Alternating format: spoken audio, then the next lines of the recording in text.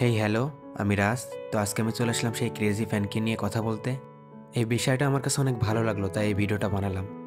এবার এক ভক্তের সাথে সাক্ষাৎ করে তার মনের ইচ্ছা পূরণ করলো সাকিব খান। সম্প্রতি সাকিব খানকে দেখতে না পেয়ে সেদিন কান্নায় ভেঙে পড়েন এক ভক্ত।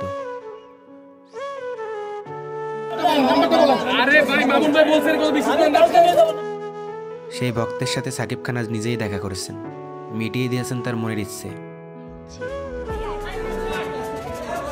সত্যি বলতে মেগাস্টারটা তো এমনই হওয়া উচিত, মন থেকে চাইলে সবকিছুই পাওয়া যায়। সেদিন দরদ সিনেমার স্পেশাল স্ক্রিনিং এর দিন এক ভক্ত সাকিব খানকে দেখতে না পেরে কান্নায় ভেঙে পড়েছিলেন। পরিচালক অনন্য মামুনের পায়ে পর্যন্ত পড়ছিলেন শুধুমাত্র একটা ছবি তোলার জন্য সাকিব খানের সাথে।